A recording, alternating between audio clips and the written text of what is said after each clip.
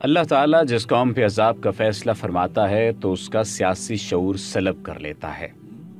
یہ کسی اور کی بات نہیں بلکہ امام انقلاب حضرت مولانا عبید اللہ سندھی کی ہے۔ ایک جگہ پر انہوں نے فرمایا، خدا پرستی کی پہچان اس دنیا میں تو یہی ہے کہ خدا پرست انسان کو خدا کے سارے بندوں سے محبت ہو اور وہ خدا کی خوشنودی، اس کی مخلوقات کی خدمت اور اس کی بہبودی میں ڈھونڈے۔ پھر کہا کہ دنیا کی تمام الجھنیں ختم ہو سکتی ہیں اگر جاہل خاموش رہے اور عالم حق بولنے لگے۔ یہ کسی اور نے نہیں بلکہ امام انقلاب مولانا عبید اللہ سندھی نے کہا تھا۔ امام انقلاب حضرت مولانا عبید اللہ سندھی 12 محرم الحرام 1279 ہجری بمطابق 10 مارچ 1872 بروز جمعۃ المبارک کو سیالکوٹ کے ایک گاؤں چیاں والی میں اپنے والد کی وفات کے 4 ماہ بعد پیدا ہوئے۔ 2 سال کی عمر میں آپ کے دادا کا بھی انتقال ہو گیا تو ان کی والدہ انہیں لے کر اپنے والدین کے گھر جامپور ضلع ڈیرہ غازی خان چلی گئیں۔ 1878 میں 6 سال کی عمر میں جامپور میں تعلیم کا آغاز ہوا۔ آپ نے اپنے تعلیمی عرصے میں ریاضی، الجبرا، اقلیدس اور تاریخ ہند سے متعلق علوم بڑی دلچسپی سے پڑھے۔ 1884 میں 12 سال کی عمر میں ایک نو مسلم عالم عبید اللہ مالیر کوٹلی کی کتاب تحفۃ الہند پڑھی۔ اس کتاب کو پڑھنے کے بعد آپ نے اسلام قبول کیا اور اس کے مصنف کے نام پر آپ نے اپنا نام عبید اللہ رکھا۔ والدین کی وفات کے بارے میں اگر بات کریں تو ان کے والد انتقال کر گئے اور جب اس کے بعد چند برس ان کے دادا نے ان کو پالا۔ دادا کے گزرنے کے بعد ان کے نانا نے ان کی دیکھ بھال کی۔ پھر نانا کے انتقال کے بعد ان کے چچا نے ان کو اپنے سایہ میں لیا۔ اسی زمانے میں جامپور کے اسکول میں تعلیم حاصل کی۔ اسکول میں ان کے ایک آریہ سماجی ہندو دوست نے انہیں مالیر کوٹلا کے ایک نو مسلم عبید اللہ کی کتاب تحفۃ الہند پڑھنے کے لیے دی۔ اس کتاب نے انہیں اسلام کے بارے میں مزید جاننے کا شوق پیدا کیا اور انہوں نے اسلام کے بارے میں دوسری کتابوں کے مطالعے کے بعد خاموشی سے خود اسلام قبول کر لیا۔ اس وقت ان کی عمر 14 سال تھی۔ اسلامی نام انہوں نے تحفۃ الہند کے مصنف عبید اللہ کے نام پر رکھا اور گھر سے بھاگ کر سندھ میں دین پور پہنچے، جہاں انہوں نے حافظ محمد صدیق بھرچونڈی والوں کے ہاتھ پر بیعت کی اور ان کے مدرسے میں 1 سال تک تعلیم حاصل کرنے کے بعد مولانا سندھی نے دیوبند کے دارالعلوم میں داخلہ لیا اور مولانا رشید گنگوہی اور شیخ الہند مولانا محمود الحسن کے شاگرد رہے۔ سن 1891 میں دیوبند سے فارغ التحصیل ہونے کے بعد سکھر میں انہوں نے امروڑ شریف میں درس و تدریس کا سلسلہ شروع کیا اور بعد میں انہوں نے گوٹ پیر جھنڈے والے میں دارالشاد کے نام سے مدرسہ قائم کیا۔ سندھ کی سرزمین کو کیا علم تھا کہ اسلام کی خاطر اپنے مذہب اور اپنے خاندان کو چھوڑ کر آنے والا یہ نوجوان روحانی ناطے سے اسے اپنا وطن قرار دے گا اور ساری عمر سندھی کہلانے میں فخر محسوس کرے گا۔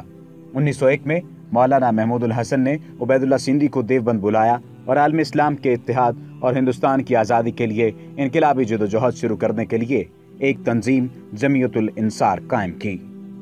اس مقصد کے لیے شیخ الہند نے عبید اللہ سندھی کو کابل ہجرت کرنے کی ہدایت کی تاکہ وہاں ہندوستان کی آزادی کے لیے عسکری جدوجہد کے لیے امیر حبیب اللہ کی مدد اور حمایت حاصل کی جائے اور خود ترکی کے گورنر غالب پاشا کی حمایت اور مدد حاصل کرنے کے لیے حجاز روانہ ہو گئے۔ مولانا عبید اللہ سندھی 1915 میں جہاد کے جذبے سے سرشار خفیہ پولیس سے بچتے بچاتے کوئٹہ کے راستے 100 میل کی مسافت پیدل چل کر طے کی اور شراوت پہنچے، جہاں سے گائے اور بیل پر سوار ہو کر گندھار گئے اور وہاں سے کابل پہنچے، جہاں 1 ماہ بعد انہیں امیر حبیب اللہ خان سے ملاقات کا موقع ملا جو تخلیہ میں ہوئی۔ مولانا سندھی کا بنیادی مشن ایک مسلم نجات دہندہ فوج یعنی جنود ربانی قائم کرنا تھا جس میں تمام مسلم سلاطین شامل ہوں۔ اس فوج کا مرکز مدینہ منورہ تجویز کیا گیا تھا۔ اسی کے ساتھ افغانستان میں ہندوستان کی آزادی کے لیے جلا وطن حکومت کے قیام کی تجویز تھی، جس کے صدر راجہ مہندر پرتاپ اور وزیر اعظم کے لیے بھوپال کے برکت اللہ کا نام تجویز کیا گیا تھا۔ اس جلا وطن حکومت کا مقصد ہندوستان کی آزادی کے لیے افغانستان کی مدد سے مسلح جدوجہد کرنا تھا، جس کے بعد امیر افغانستان کو ہندوستان کا فرما روا تسلیم کیا جاتا۔ امیر حبیب اللہ سے مولانا عبید اللہ سندھی کی تخلیہ میں بات چیت میں اس منصوبے پر غور کیا گیا تھا۔ امیر افغانستان مسلم نجات دہندہ فوج کے قیام کی کوششوں میں شامل ہونے کے لیے آمادہ نہیں تھے، البتہ انہوں نے مشورہ دیا کہ وہ ہندوستان کی آزادی کے لیے اپنا مشن جاری رکھیں۔ امیر افغانستان سے ملاقات کے بعد مولانا عبید اللہ سندھی نے جو نیا منصوبہ تیار کیا اس کی اطلاع شیخ الہند محمود الحسن کو مکہ مکرمہ میں دینے کے لیے اور آئندہ کی حکمت عملی تجویز کرنے کے لیے انہوں نے پیلے رنگ کے 3 ریشمی رومال پر خط تحریر کر کے اپنے معتمدوں کے ہاتھ حیدرآباد میں مولانا سندھی کے ایک ساتھی شیخ عبد الرحیم کو بھجوائے تھے۔ جو حج پر جانے والے تھے تاکہ یہ خطوط وہاں شیخ الہند تک پہنچ جائیں، لیکن ملتان کے ایک زمیندار رب نواز خان کے کارندے عبدالحق کو ان خطوط کا راز مل گیا اور اس نے یہ کہہ کر وہ یہ رومال شیخ عبدالرحیم تک پہنچا دیے گا، انہیں حیدرآباد لے جانے کے بجائے سیدھا ملتان لے گیا اور زمیندار رب نواز خان کے حوالے کر دیے، جس نے یہ ریشمی رومال ملتان کے کمشنر کو دے دیے۔ یوں یہ سارا منصوبہ جو یہ ریشمی رومال سازش کے نام سے مشہور ہوا فاش ہو گیا۔ اس کے بعد ہندوستان میں بڑے پیمانے پر گرفتاریاں ہوئیں۔ جب یہ ریشمی خطوط ہندوستان میں پکڑے گئے تو انگریزوں نے امیر حبیب اللہ خان سے سخت احتجاج کیا، جس کے بعد مولانا سندھی اور ان کے ساتھی نظر بند کر دیے گئے۔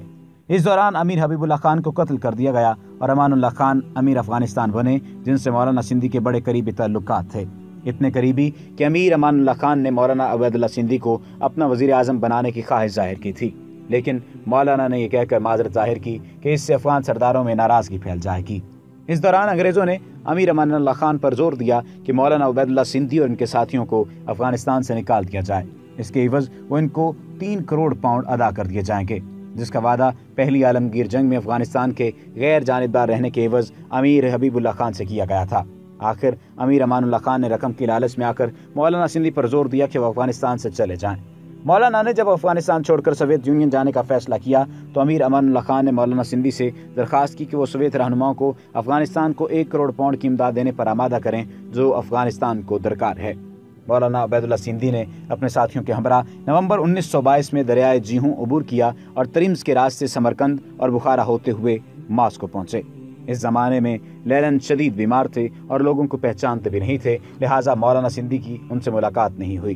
البتہ وزیر اعظم ٹاٹسکی اور وزیر خارجہ چچرن سے تفصیلی ملاقاتیں ہوئیں۔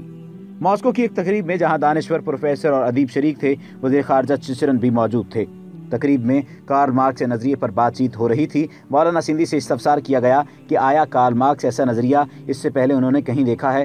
مولانا نے کہا کہ ہمارے ہندوستان کے مفکر شاہ ولی اللہ نے کارل مارکس کی پیدائش سے 100 سال پہلے ہی نظریہ پیش کیا تھا۔ مولانا نے شاہ ولی اللہ کے نظریے کی وضاحت کی اور کہا کہ کارل مارکس کے نظریے میں دین شامل نہیں، لیکن شاہ ولی اللہ کے نظریے میں دین اسلام شامل ہے۔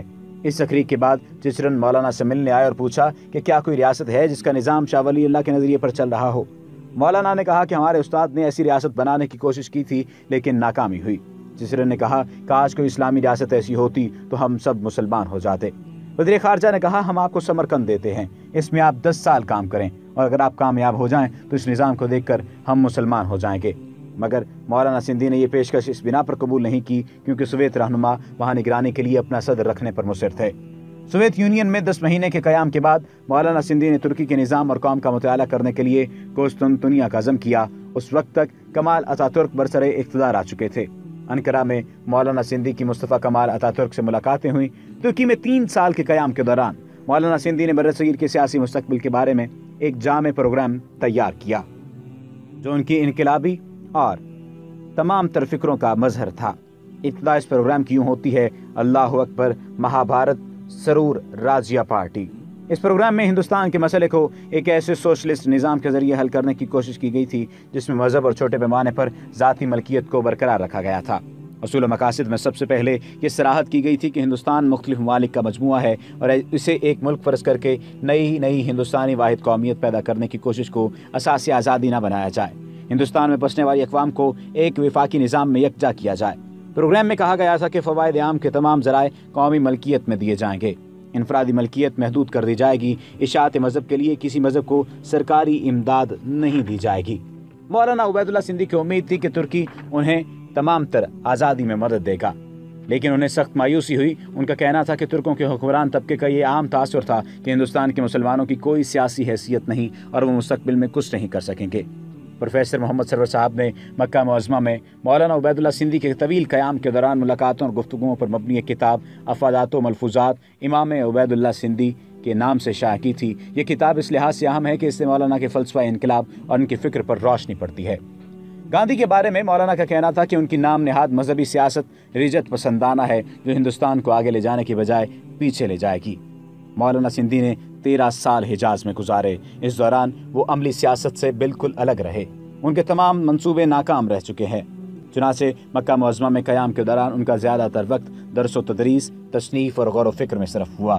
وہ سیاسی منصوبوں کی ناکامی سے بددل بھی کسی حد تک ہو گئے تھے۔ 24 سال جلا وطن رہنے کے بعد مولانا کو 1939 میں وطن واپس آنے کی اجازت ملی، جہاں 22 اگست 1944 کو انہوں نے راہ عدم کا سفر اختیار کیا۔ آخر میں یہ بات میں فخر کے ساتھ کہوں گا کہ بچپن میں اس عظیم انقلابی کو جن لوگوں نے بھی دیکھا ہے وہ واقعتاً خوش نصیب لوگ تھے۔ مولانا صاحب مسلم نجات دہندہ فوج کے قیام کے لیے کوشاں تھے، مگر اس بات پر خوش تھے کہ روسیوں نے خود کو لادین بنا کر ہزاروں بلاؤں سے بچا لیا۔ یہ بات سمجھ میں نہیں آ سکی کہ ایک مسلم معاشرے کے لیے انقلاب لانا چاہتے تھے یا ایک خوشحال معاشرے کے لیے، لیکن یہ تمام تر باتیں حقیقت کے قریب ترین ہیں کہ انہوں نے بہت محنت سے تمام تر امت مسلمہ کو اکٹھا کرنا چاہا تھا اور ایک خوشحال معاشرے کے قیام کے لیے کوشاں بھی رہے تھے۔ امید ہے کہ آپ کو آج کی ہماری یہ ویڈیو پسند آئی ہوگی۔ اگر آپ نے ابھی تک ہمارے چینل کو سبسکرائب نہیں کیا تو سبسکرپشن کا بٹن دبا کر سبسکرائب کر لیجئے تاکہ آئندہ آنے والی تمام ویڈیوز آپ کو بآسانی مل سکیں۔